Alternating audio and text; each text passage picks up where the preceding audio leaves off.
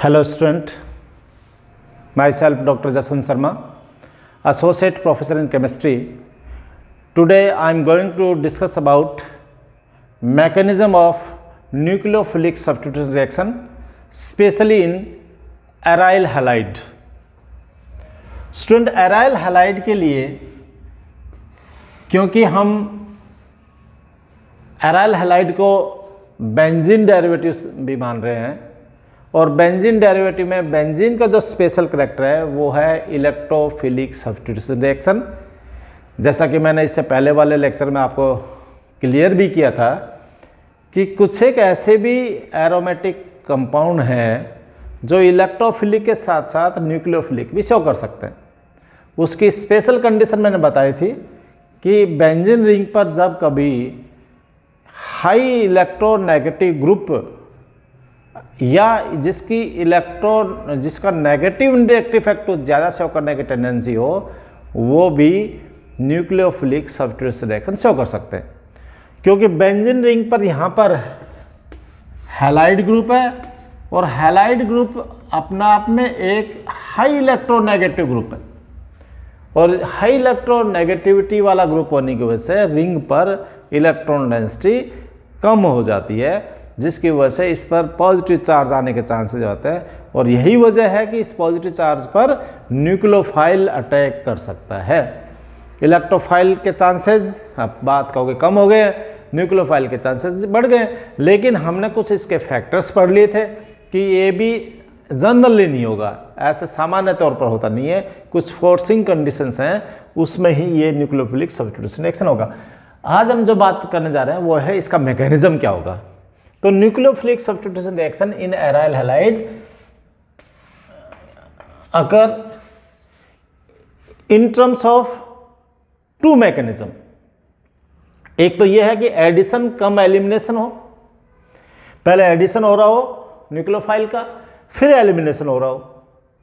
और यहां पर देखो एलिमिनेशन पहले हो रहा हो न्यूक्लियोफाइल का जो पहले से न्यूक्लियोफाइल है और बाद में एडिशन हो रहा हो, तो बात तो कुछ समझ आने वाली है, एक हटेगा तो दूसरा अटैच होगा, या तो खुद हट जाए या हटाने वाला आ जाए, बात वही है। तो इसीलिए हमने यहाँ दो टाइप के मैकेनिज्म लिख दिए हैं। फर्स्ट मैकेनिज्म है एडिशन कम एलिमिनेशन, जो को बाई मॉलिक्यूलर कहलाएगा, और सेकंड वाला मैकेनिज्म है वो है एलिमिनेशन कम एडिशन, इसको हमने दूसरा नाम दिया है वो है बेंजाइन मैकेनिज्म। बेंजाइन मैकेनिज्म नाम दिया है। Student, this is very important for competition exam as well as your university exam. जरा ध्यान दें, हम वन बाय वन लेंगे। हम बात कर रहे हैं फर्स्ट टाइप का। फर्स्ट टाइप हमने यहाँ पर ये टिक लगा लिया और फर्स्ट टाइप को हम यहाँ एग्जाम्पल के साथ डिस्कस कर रहे हैं। तो स्टूडेंट ध्यान दें कि ये जो एराइल हैलाइड लिया है ये इजीली नहीं हो सकता जब तक कि इस पर इलेक्ट्रॉन विड्रॉइंग ग्रुप नहीं हो। तो ये हमारे सामने एक इलेक्ट्रॉन विड्रॉइंग ग्रुप आ गया है। अब कुछ इसमें चांसेस बन गए हैं कि मान लीजिए हमारे पास ये स्ट्रॉन्ग बेस ले लिया, स्ट्रॉन्ग न्यूक्लियोफाइल ले लिया हमने, और ये इस पर अटैक करे और इस पर अटैक करेगा, तब इसमें ये सब्स्टिट्यूशन होगा। तो अब ये अटैक करने का चांसेस हमारे लिए वही बात हो गई कि पहले हम क्या कर रहे हैं, एडिशन कर रहे हैं, फिर एलिमिनेशन कर रहे हैं। तो एडिशन का मतलब हमारे पास न्यूक्लियोफाइल आ रहा है, ये यहाँ पर कहीं अटैच हो जाए। अब अटैच होने के लिए कंडीशन आपको पता होना चाहिए कि ये यहाँ पर अटैच हो, यहाँ पर, तो इसके लिए क्या होगा, यहाँ पर अटैच हो तो इसके लिए ये चांसेस हैं कि ये बॉन्ड है वो इधर से इधर ट्रांसफर हो। तो इधर से इधर ट्रांसफर करने के लिए जरा देखना, जरा इस पर हम अटैच कराना चाह रहे हैं, तो ये इस तरह से हो गया। कहाँ पर अटैचमेंट हो रहा है, यहाँ पर। तो ये अटैच यहाँ पर कब होगा, जब बॉन्ड इधर से इधर शिफ्ट हो। तो this is addition, first step हुआ, दिस इज एडिशन। तो मैकेनिज्म फर्स्ट टाइप ले रहे हैं और उसका स्टेप भी फर्स्ट लिख दिया, और इसको हम कह सकते हैं कि पहले एडिशन हुआ है, एडिशन हो रहा है। तो एडिशन होकर जरा देखें, जरा क्या सिचुएशन डेवलप हुई होगी, उस सिचुएशन को जरा ध्यान से समझें। तो ये हमने कुछ टच ही नहीं किया तो इसलिए ये एज इट इज़ है, ये टच नहीं किया ये एज इट इज़ है, और यहाँ पर कुछ हमने चेंजेस किए हैं कि ये बॉन्ड पॉजिटिव, सॉरी ये यहाँ पर पॉजिटिव चार्ज आया था, पॉजिटिव चार्ज आया था, ये हमने उसको यहाँ पर अटैच कर दिया है, और यहाँ पर ये नेगेटिव चार्ज आ गया है। अब इसकी कंडीशंस, ये तो हो गया हमारे पास एडिशन वाली बात। अब ये लोन पेयर हैं, ये ऐसे जाएंगे, तो इस तरह से जाते जाते लोन पेयर क्या क्या बन सकता है, उन कंडीशन को आप समझ लें कि लोन पेयर यहाँ आए, फिर यहाँ आए, फिर ये यहाँ आ जाए।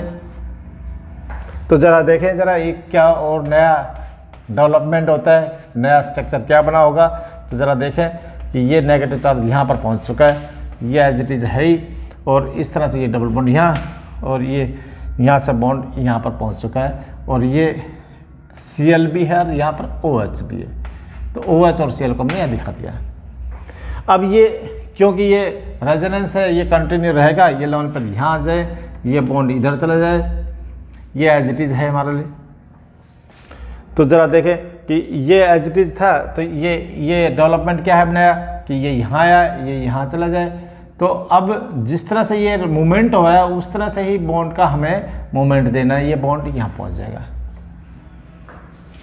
तो देखो नेक्स्ट स्ट्रक्चर क्या बन सकता है।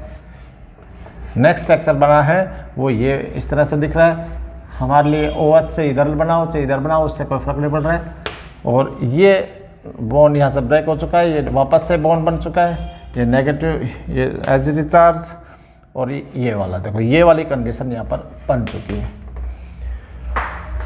तो ये 1 2 3 स्ट्रक्चर आफ्टर एडिशन होने के बाद इसमें रेजोनेंस है। ये रेजोनेंस मतलब बॉन्ड इस तरह से डीलोकलाइज होते रहेंगे और हमें ये पॉइंट क्लियर है। अब देखो जरा नेक्स्ट, ये वाली जो स्ट्रक्चर बन चुकी है, इस स्ट्रक्चर को हम कहेंगे कि 3 स्ट्रक्चर हुई, 1 2 3, और तीनों स्ट्रक्चर को हम मिला दें तो रेजोनेंस हाइब्रिड भी बोल सकते हैं। और लास्ट स्टेप जो होगा, सेकंड स्टेप जिसको हम कहते हैं एलिमिनेशन। एडिशन पहले हुआ, फिर एलिमिनेशन। अब देखो नेक्स्ट स्टेप हम यहाँ पर समझ रहे हैं एलिमिनेशन। तो स्टेप नेक्स्ट, तो ये जो लास्ट रेजोनेंस स्ट्रक्चर बना है उसको हम यहाँ पर लेकर आ रहे हैं। यहाँ पर OH है ही और यहाँ Cl है। तो देखें ज़रा, ये स्ट्रक्चर एज इट इज़ आप बना दें, कोई चेंज नहीं है। तो क्या नया होगा वो अभी पता लग जाएगा। लोन पेयर यहाँ है, नेगेटिव चार्ज भी यही है। तो ये जो क्या होगा, अब यहाँ एलिमिनेशन हम लिखा है, तो इस एलिमिनेशन में होने वाला क्या है, नया डेवलपमेंट क्या होने वाला है वो ज़रा ध्यान दें। लोन पेयर यहाँ शिफ्ट हो जाए, जैसे लोन पेयर शिफ्ट होगा ये Cl नेगेटिव के सेंस में बाहर आ जाएगा, Cl नेगेटिव। तो यहाँ पर माइनस क्या लिख देंगे, Cl नेगेटिव। तो ये न्यूक्लियोफाइल आउट हो गया। और इस तरह से स्ट्रक्चर क्या बना है, वो ये बना है, स्ट्रक्चर बना ये। अब इस स्ट्रक्चर को ज़रा ध्यान से देखें, वो ऐसे के वैसे बनाए जैसा कि हमने प्रीवियस स्ट्रक्चर है उसमें क्या हो रहा है वो की वो चीज़। देखो OH एज इट इज, ये डबल बॉन्ड बन गया। तो यहाँ पर क्या हो रहा है, जहाँ से Cl था वहाँ पर OH पहुँच चुका है। तो ये कहलाएगा नॉर्मल सब्स्टिट्यूशन रिएक्शन। तो बाइमोलिकुलर मैकेनिज्म से हम नॉर्मल न्यूक्लियोफिलिक सब्स्टिट्यूशन रिएक्शन को एक्सप्लेन कर रहे हैं। नॉर्मली क्या हो रहा है कि जहाँ Cl है वहीं OH अटैच OH फ्री हो रहा है, अटैच हो रहा है, और Cl फ्री हो रहा है। तो पहले क्या हो रहा है, लेकिन पहले एडिशन हो रहा है, उसके बाद क्या हो रहा है, elimination. Therefore it is addition cum elimination mechanism. तो स्टूडेंट, जहाँ तक मैं समझ रहा हूँ इस टॉपिक को बिल्कुल क्लियर कर पाए होंगे, आप लोग समझ गए होंगे। तो इसी में आपको बस इतना सा ध्यान देना है कि यहाँ जो स्टार्ट करेंगे, एराइल हैलाइड ले स्टार्ट करेंगे, उस एराइल हैलाइड के साथ कोई इलेक्ट्रॉन विड्रॉइंग ग्रुप होगा तब कोई रिएक्शन पॉसिबल होगी। ऐसा हम फैक्टर में पहले पढ़ चुके हैं। अगर केवल और केवल एराइल हैलाइड है तो ये सब्स्टिट्यूशन इजी नहीं होगा। तो इस मैकेनिज्म के थ्रू हमें बस इतना सही क्लियर करना है कि ये नॉर्मल सब्स्टिट्यूशन क्यों है, क्योंकि यहाँ पर इससे हम ये समझ पा रहे हैं कि जहाँ पर पहले से ही न्यूक्लियोफाइल है उसी पर न्यूक्लियोफाइल दूसरा आने वाला अटैच हो रहा है। तो bimolecular mechanism explain normal nucleophilic substitution reaction, ये बात हमें क्लियर करनी थी थ्रू रेजोनेंस। स्टूडेंट, मैं जहाँ तक समझता हूँ आप लोग इससे काफ़ी वाकिफ हो गए होंगे और आपको ये टॉपिक समझ में आएगा। आज हम इतना लेंगे। Thank you.